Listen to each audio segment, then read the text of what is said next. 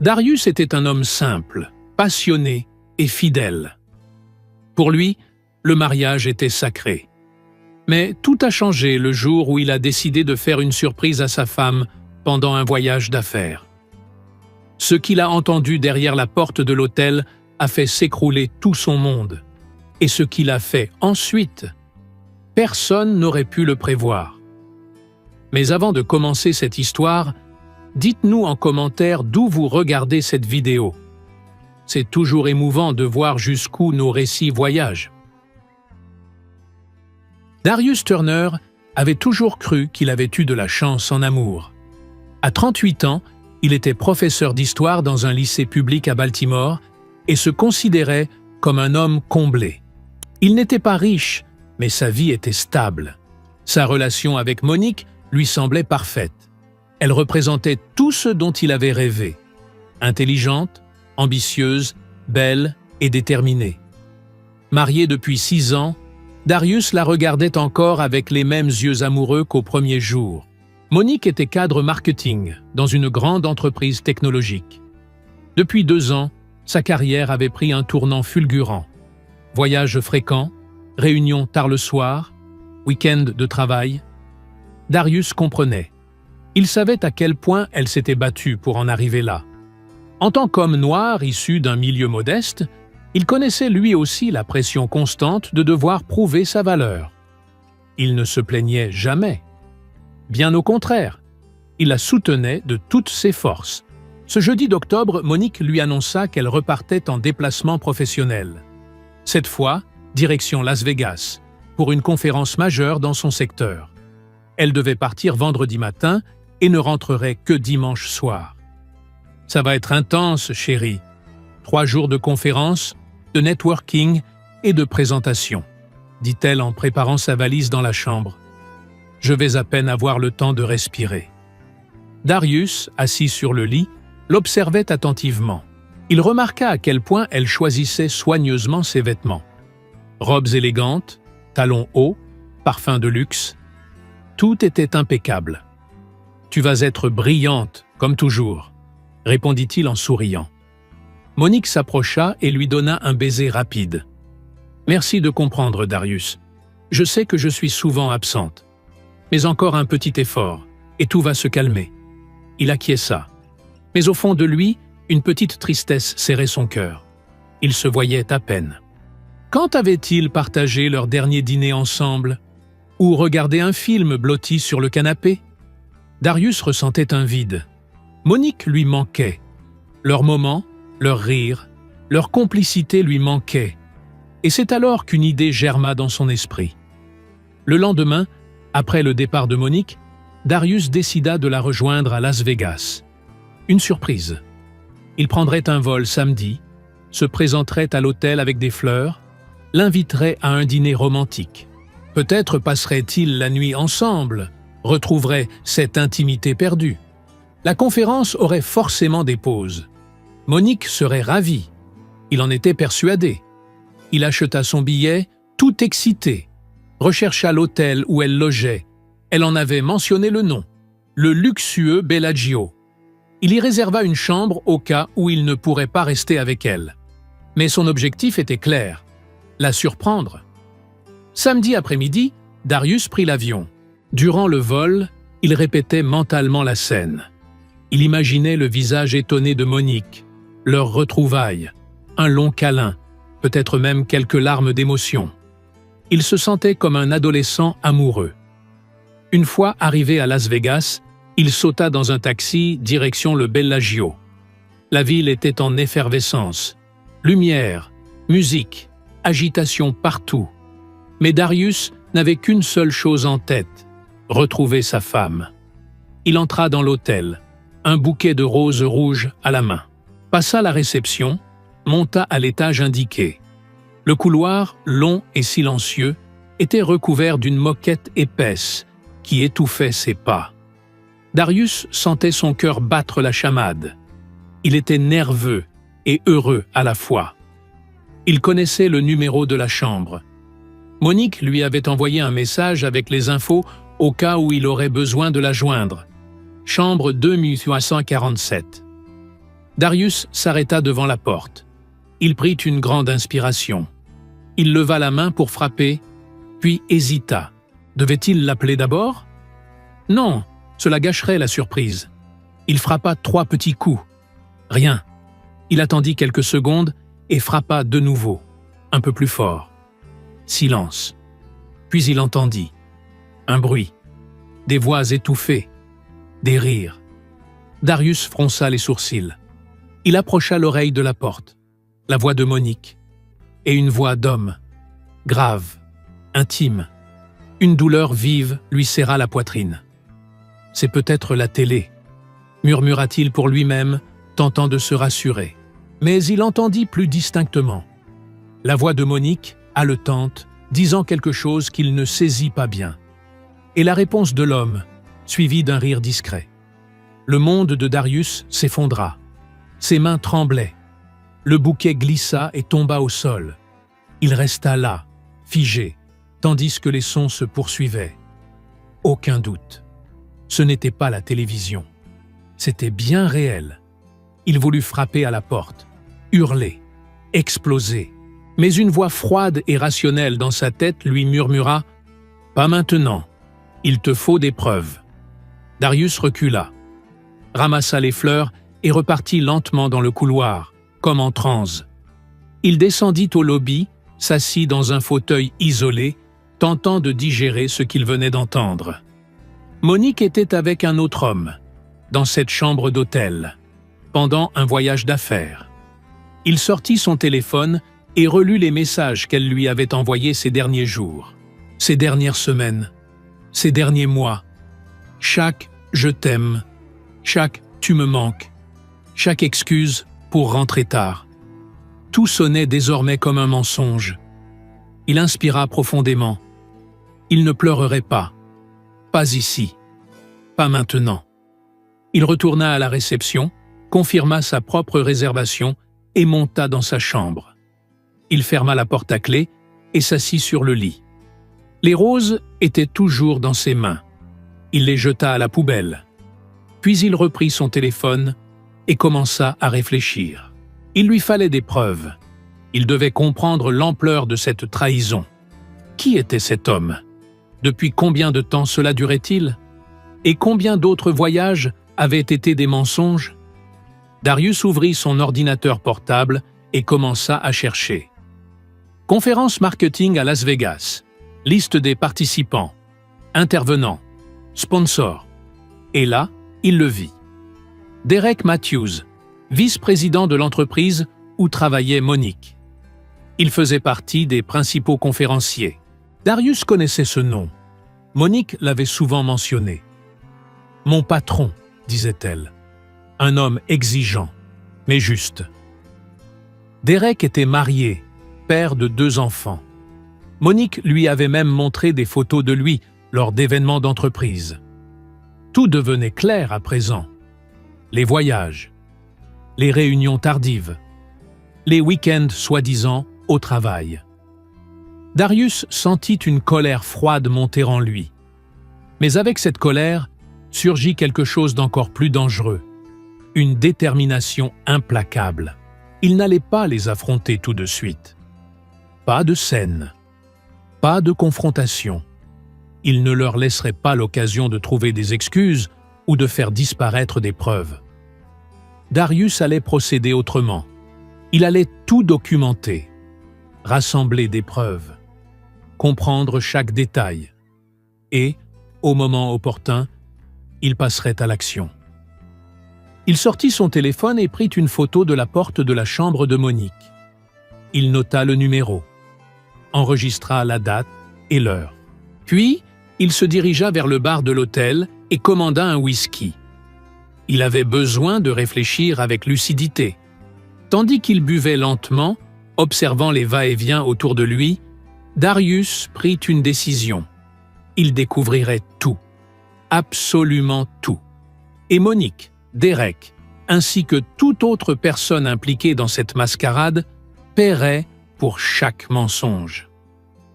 Le dimanche, Darius rentra à Baltimore avant Monique. Quand elle arriva ce soir-là, fatiguée par le voyage, il l'accueillit avec un sourire et une étreinte. « Alors, comment s'est passée la conférence ?» demanda-t-il, comme si de rien n'était.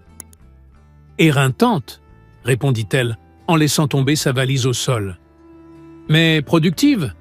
Je pense que la promotion est enfin à portée de main. » Darius acquiesça, le visage impassible. « Je suis content pour toi, mon amour. » Monique lui sourit, puis alla prendre une douche. Darius resta seul dans le salon, le regard perdu dans le vide. La partie venait de commencer, et il était prêt à aller jusqu'au bout. Les jours suivants, Darius fonctionnait en pilote automatique. Le matin, il se levait, préparait le café, embrassait Monique sur le front, puis partait enseigner l'histoire au lycée. L'après-midi, il rentrait à la maison, corrigeait des copies, préparait le dîner. Quand Monique rentrait, toujours tard, il lui demandait comment s'était passée sa journée, écoutait ses plaintes sur les réunions, les délais. Puis, il regardait une série avant d'aller se coucher. Tout semblait normal, tout était parfaitement orchestré. Mais à l'intérieur, Darius bouillonnait. Chaque sourire qu'elle lui adressait, chaque « je t'aime » murmuré avant de dormir, chaque baiser du soir, tout lui semblait désormais empoisonné. Il ne pouvait plus regarder Monique sans repenser aux bruits entendus dans ce couloir d'hôtel. Les rires, l'intimité, la trahison. Mais il ne pouvait pas flancher, pas encore. Le mercredi suivant, Darius passa à l'action. Pendant la pause déjeuner au lycée, il fit des recherches et trouva un détective privé. Il s'appelait Marcus Hale, un ancien policier de Baltimore, réputé et bien noté en ligne. Darius l'appela directement. « J'ai besoin d'aide pour une affaire personnelle », dit-il, allant droit au but. Marcus l'accueillit dans son bureau le jour même. Un endroit modeste, mais bien rangé, avec des dossiers empilés, un vieil ordinateur et quelques photos de dossiers résolus accrochés au mur. « Asseyez-vous, professeur Turner », dit Marcus, un homme noir d'environ 50 ans, cheveux grisonnants, regard sérieux. « Racontez-moi ce qui se passe. » Darius raconta tout. Le voyage à Las Vegas, ce qu'il avait entendu, ses soupçons sur Derek Matthews. Marcus l'écouta en silence, prenant des notes au passage. « Vous voulez savoir depuis combien de temps ça dure ?»« Je veux tout savoir, » répondit Darius d'un ton ferme. « Qui est impliqué? Depuis quand? Ce qu'elle me cache encore. J'ai besoin de preuves solides. » Marcus hocha la tête. « Je comprends. Ce genre d'affaire est plus courant qu'on ne le pense. Je vais avoir besoin de plusieurs informations. Nom complet, entreprise, habitude, accès aux réseaux sociaux si possible. Plus vous me donnerez de détails, mieux ce sera. » Darius lui donna tout. Il se sentit un peu mal à l'aise de livrer ainsi des informations intimes sur sa propre femme à un inconnu. Mais il savait que c'était nécessaire. « Je commence dès ce soir », assura Marcus. « Vous aurez des nouvelles dans 2 ou 3 jours. » Darius quitta le bureau avec une étrange sensation. Un certain soulagement, peut-être. Enfin, il agissait. Il n'était plus simplement une victime passive. Il reprenait le contrôle. 3 jours plus tard, Marcus l'appela. Ils se retrouvèrent de nouveau dans le bureau. Marcus posa un dossier épais sur la table. « Préparez-vous, Darius. Ce que je vais vous montrer ne sera pas facile à digérer. » Il ouvrit le dossier. Des photos. Beaucoup de photos. Monique et Derek entrant ensemble dans des hôtels. Déjeunant dans des restaurants discrets. Sur le parking de l'entreprise, dans sa voiture, très proche. Toutes avec date et heure précise. Leur relation a commencé il y a environ 1 an et demi, expliqua Marcus. Ils sont prudents, mais pas assez. Ils se voient toujours hors de la ville, dans des endroits où ils pensent être à l'abri des regards. Darius sentit son estomac se nouer. 1 an et demi. Pendant qu'il préparait des dîners romantiques, qu'il planifiait des vacances, qu'il rêvait de leur avenir, Monique vivait un mensonge. « Il y a autre chose », poursuivit Marcus. « J'ai enquêté sur Derek Matthews. Ce n'est pas la première fois. Il a des antécédents. Il s'est déjà retrouvé mêlé à d'autres histoires avec des collègues. Marcus sortit un autre document, un rapport interne de l'entreprise, transmis par une source confidentielle. Il y a 3 ans, une salariée a porté plainte pour harcèlement. L'affaire a été étouffée avec un accord de confidentialité et une grosse indemnisation. 2 ans plus tôt, une situation similaire. Derek est protégé par la direction. Il rapporte de l'argent, il signe des contrats importants. Alors il préfère faire taire les victimes et préserver leur image. Darius sentit la colère grandir. Ce n'était plus seulement une trahison personnelle, c'était un système, un abus de pouvoir toléré. « Et Monique ?» demanda-t-il d'une voix tremblante. « Elle est au courant de tout ça ?» Marcus soupira. « Je ne peux pas l'affirmer à 100%, mais d'après ce que j'ai trouvé, oui, elle sait. Il y a des échanges d'emails où il parle de discrétion et de prudence avec la boîte. Monique n'est pas une victime ici, Darius. Elle est complice. » Darius ferma les yeux, inspira profondément, essaya de se contenir. « Il y a encore un élément, » ajouta Marcus, hésitant. « J'ai repéré des mouvements financiers suspects. Monique a ouvert un compte bancaire séparé il y a 6 mois. Elle y transfère régulièrement de l'argent. Des sommes importantes. Qu'est-ce que ça veut dire? Qu'elle se prépare à quelque chose. Probablement un divorce. Elle dissimule des fonds pour pouvoir repartir avec le maximum si vous vous séparez. » Darius eut l'impression de prendre un coup en plein ventre. Ce n'était pas juste une trahison émotionnelle, c'était aussi une trahison financière. Monique planifiait de le quitter et de le laisser avec le moins possible. « Elle attend sa promotion », poursuivit Marcus. « Dès qu'elle sera directrice, avec un salaire bien plus élevé, elle demandera le divorce. Et avec tout ce qu'elle aura déjà mis de côté, vous risquez de repartir avec rien. » Darius resta silencieux un long moment. Marcus respecta ce silence. Finalement, Darius parla, d'une voix méconnaissable. « Je veux toutes les preuves. Absolument tout. Email, photos, relevés bancaires, enregistrements s'il le faut. Je ne veux rien laisser passer. » Marcus hocha la tête. « Je vais poursuivre la surveillance. Mais, Darius, vous devez prendre une décision. Que voulez-vous faire de toutes ces informations ?» Darius regarda les photos étalées sur la table. Monique souriant à Derek. Derek la main sur sa taille. Les deux entrant dans un hôtel. « Je veux la justice », dit-il d'un ton ferme. « Pas seulement pour moi, pour toutes les personnes qu'ils ont blessées. Je veux que la vérité éclate. Je veux qu'ils paient pour tout. » Marcus sourit pour la première fois. « Dans ce cas, il va falloir s'entourer juridiquement. Je connais une excellente avocate, spécialisée en divorce complexe et en droit du travail. Si vous êtes d'accord, je peux vous organiser un rendez-vous. »« Faites-le », répondit Darius sans hésiter. 2 jours plus tard, Darius se retrouvait dans le bureau de Samantha Green, une avocate noire d'une 40aine d'années, réputée pour sa rigueur et ses résultats impressionnants. Elle écouta tout attentivement, passa en revue les preuves rassemblées par Marcus et prit de nombreuses notes. « Vous avez un dossier solide, Darius, » dit-elle enfin. « Aussi bien pour le divorce que pour une action possible contre l'entreprise.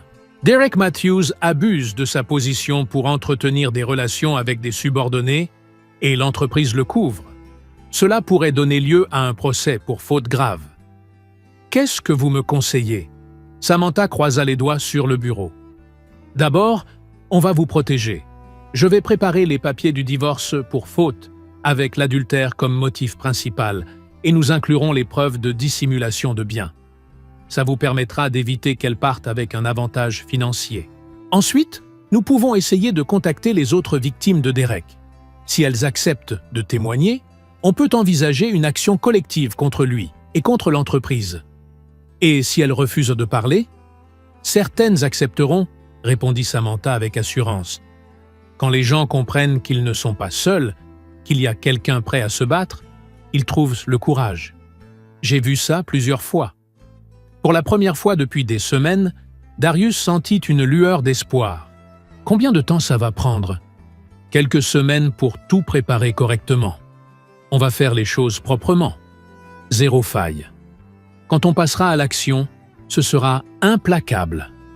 Ce soir-là, Darius rentra chez lui, l'esprit un peu plus léger. Il avait un plan, des alliés, des preuves. Ce n'était plus qu'une question de temps. Monique était dans le salon, les yeux rivés sur son téléphone. Elle leva les yeux et sourit en le voyant entrer. « Salut mon cœur, je t'attendais pour dîner. » Darius lui rendit son sourire. « Désolé pour le retard. On avait une réunion au lycée. » Ils dînèrent ensemble. Parlèrent de banalité. Monique se plaignit, ironiquement, de son patron, Derek. Darius l'écouta en hochant la tête, feignant l'intérêt. Mais à l'intérieur, il comptait les jours. Les semaines qui suivirent furent les plus éprouvantes de la vie de Darius. Il devait maintenir l'illusion d'une vie normale, alors que son monde intérieur s'effondrait. C'était une torture silencieuse, mais nécessaire.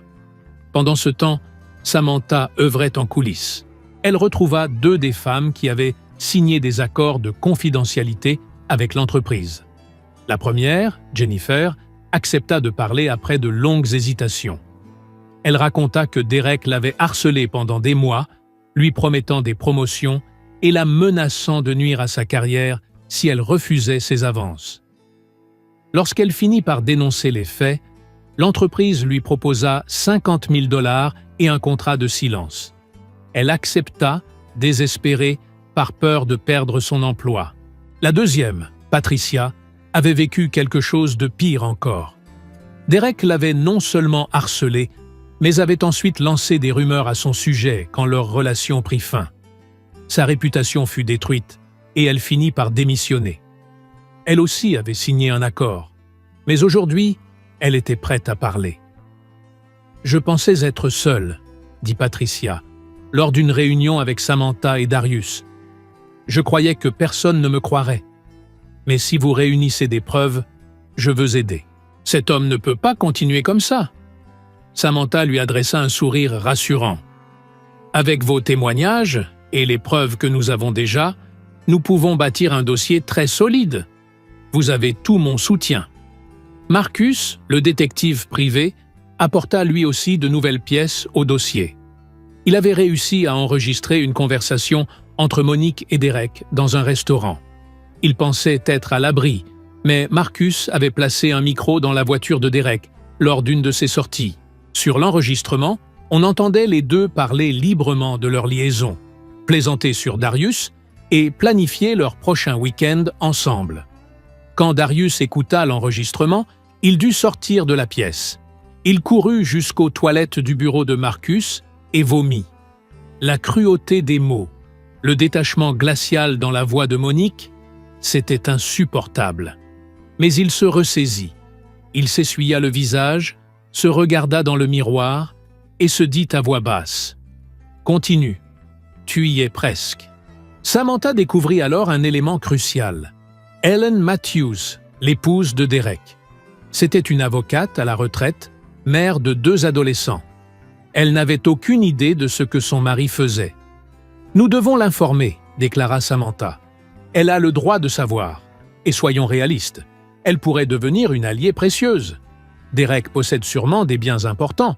Si elle demande le divorce, sa situation va sérieusement se compliquer. » Darius hésita.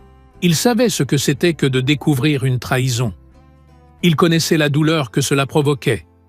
Mais Hélène méritait la vérité. « Vous pouvez lui parler ?» Samantha acquiesça. Une semaine plus tard, Hélène se trouvait dans le cabinet de Samantha. C'était une femme élégante, cheveux blonds coupés courts, regard vif. Samantha lui montra les preuves. Hélène ne pleura pas. Elle resta silencieuse un long moment, examinant les photos, lisant les emails. Puis elle leva les yeux et déclara, d'une voix calme mais ferme, « Je veux tous les documents. Je vais poursuivre mon mari et récupérer tout ce que je peux. Et si vous lancez une action contre l'entreprise, je veux y participer. Derek a toujours été trop protégé. Il est temps que ça s'arrête. Darius ressentit alors une forme étrange de solidarité. Hélène n'était pas une ennemie. C'était une autre victime. Et désormais, ils allaient se battre ensemble. Avec toutes les pièces du puzzle réunies, Samantha monta le dossier final. Plus de 200 pages de preuves. Photos, enregistrements, relevés bancaires, témoignages, emails, le tout méticuleusement organisé et vérifié. C'était irréfutable. « Il nous reste à choisir le bon moment », déclara Samantha lors d'une réunion avec Darius, Marcus, Jennifer et Patricia. « Je veux que ce soit public », dit Darius. « Je ne veux pas que l'entreprise étouffe tout ça une fois de plus. Je veux que tout le monde sache ce que Derek a fait. Et ce que Monique a fait aussi. » Samantha réfléchit un instant. « Je connais un journaliste spécialisé dans les affaires de harcèlement et de scandales en entreprise. Il a déjà révélé des affaires importantes. Si on lui soumet ce dossier avec toutes les preuves, il pourrait publier un article complet. Ça ferait un effet immédiat. » Jennifer et Patricia acquiescèrent. Hélène aussi. Samantha contacta le journaliste en question, Tyler Brooks, qui travaillait pour un grand quotidien régional. Il fut tout de suite intéressé. Un rendez-vous fut organisé pour lui présenter l'affaire. Tyler passa 3 jours à examiner les preuves, poser des questions, vérifier les faits.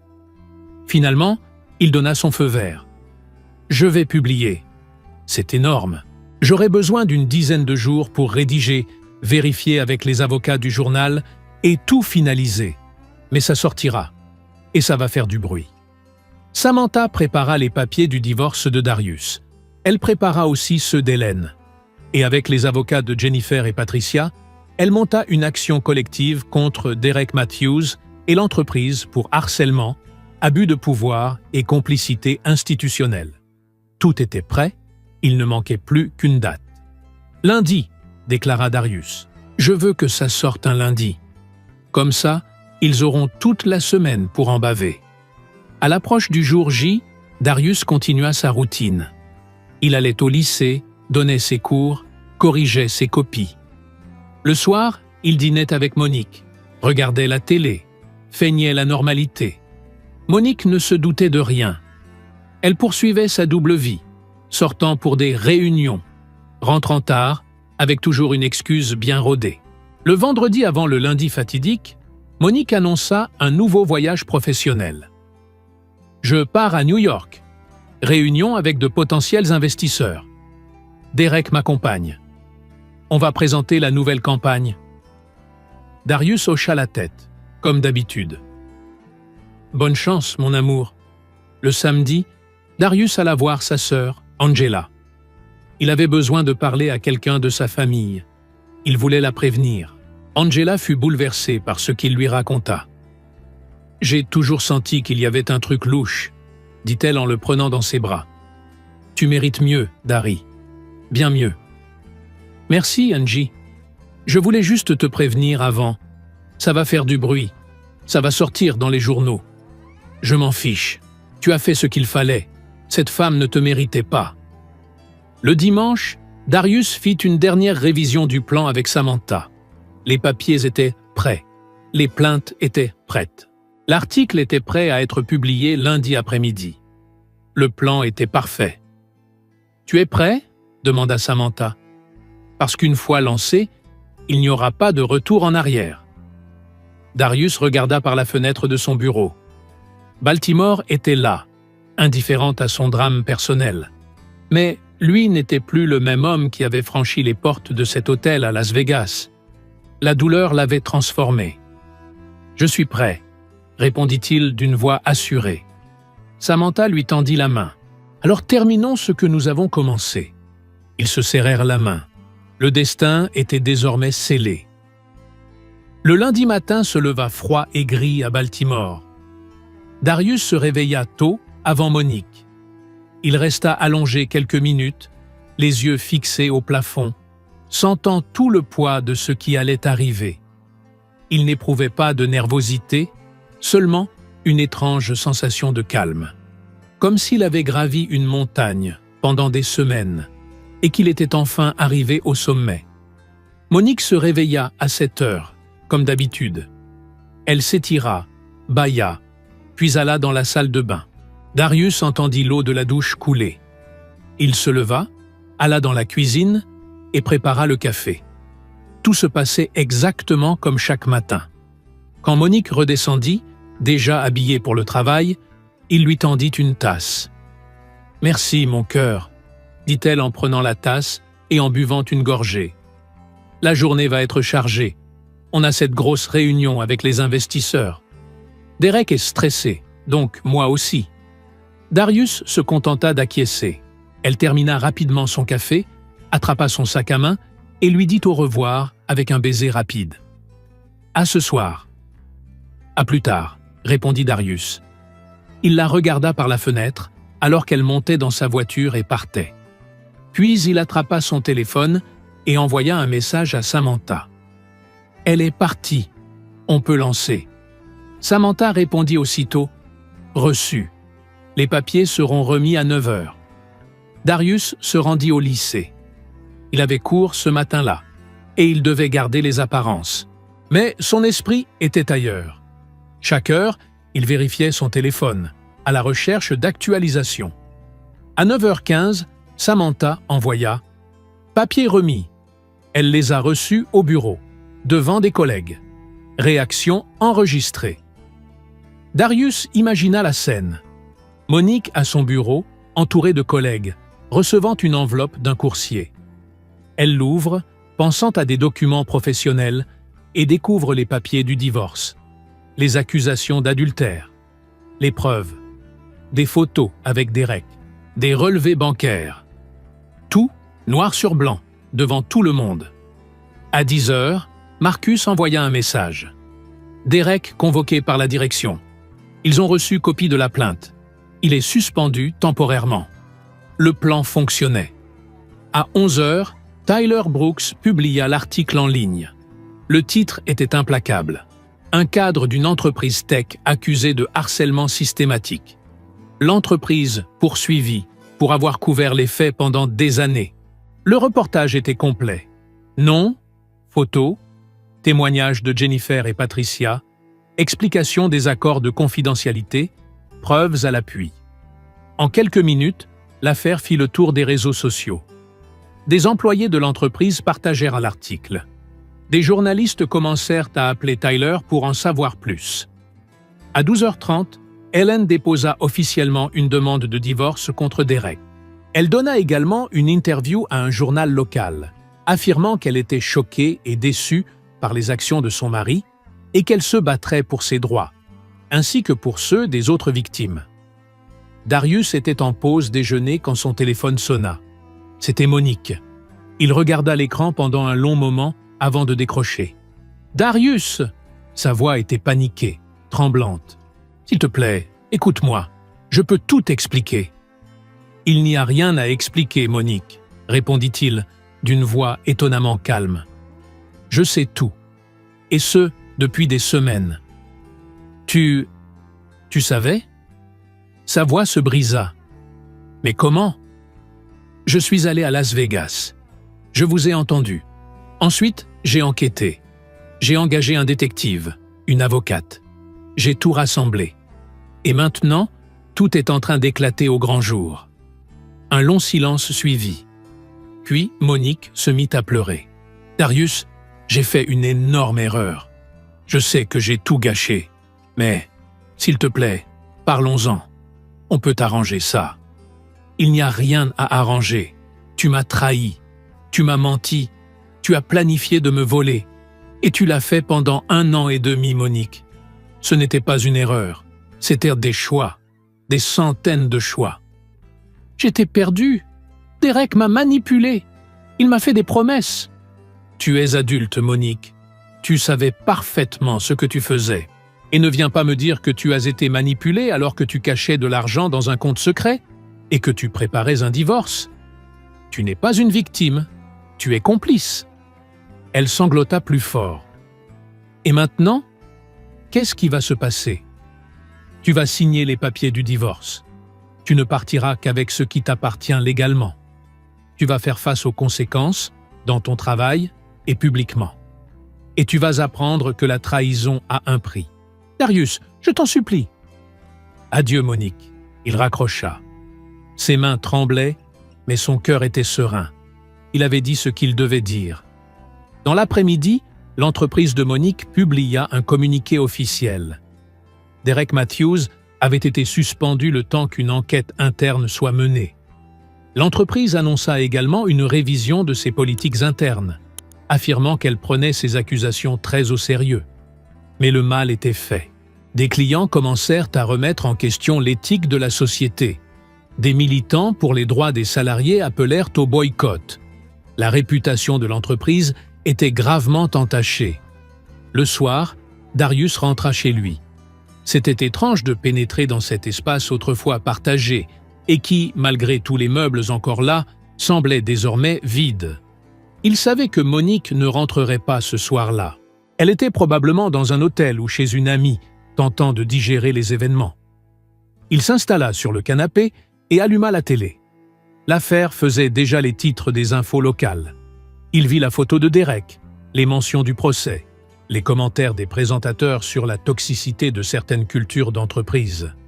C'était surréaliste de voir sa vie privée ainsi exposée. Mais c'était aussi libérateur.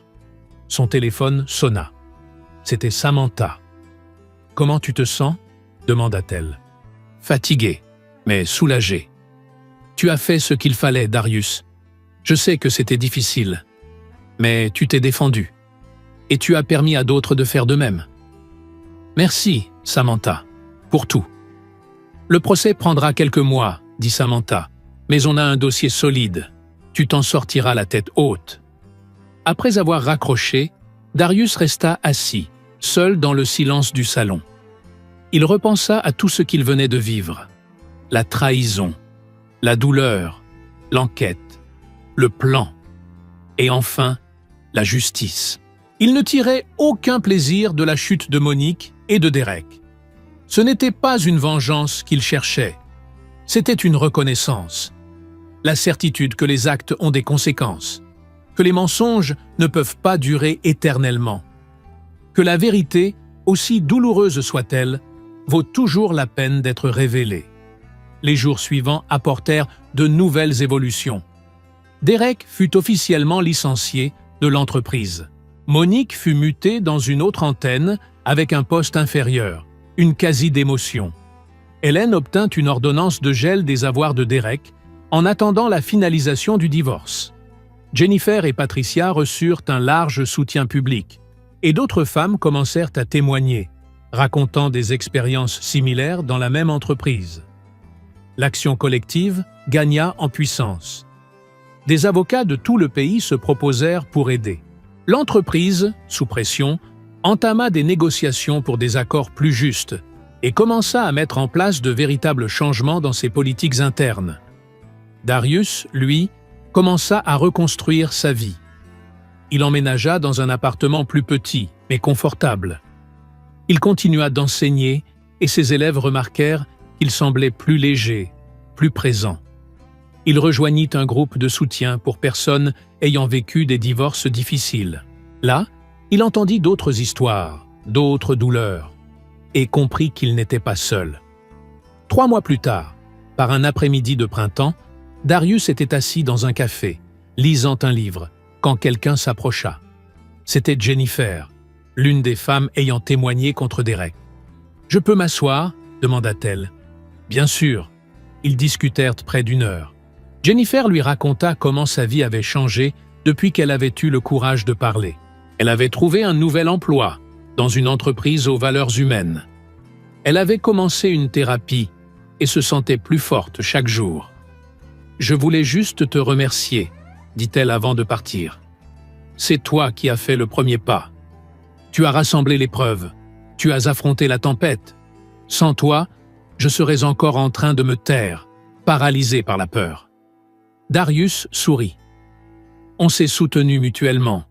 C'était un effort collectif. Jennifer acquiesça et s'en alla. Darius resta là, regardant par la fenêtre du café les passants défiler dans la rue. Il songea à la bizarrerie de la vie. il y a quelques mois, il pensait avoir tout. Un mariage parfait, une vie stable. Mais ce n'était qu'une illusion. Aujourd'hui, même seul, même blessé, il se sentait plus vrai, plus honnête envers lui-même. Il ne savait pas ce que l'avenir lui réservait. Peut-être qu'un jour, il ferait de nouveau confiance. Peut-être qu'un jour, il retomberait amoureux. Ou peut-être pas. Mais une chose était certaine. Jamais plus il ne serait sous-estimé.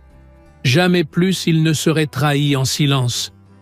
Car Darius Turner avait appris que la patience, la stratégie et le courage sont les armes les plus puissantes que l'on puisse avoir. Et que la vérité, aussi dure soit-elle, vaut toujours la lutte. Et vous? Avez-vous déjà vécu quelque chose de similaire? Racontez-nous votre histoire dans les commentaires. Likez la vidéo si cette histoire vous a touché et partagez-la avec quelqu'un qui en a besoin aujourd'hui. Parce que parfois, les histoires qui naissent dans la douleur sont aussi celles qui nous inspirent le plus.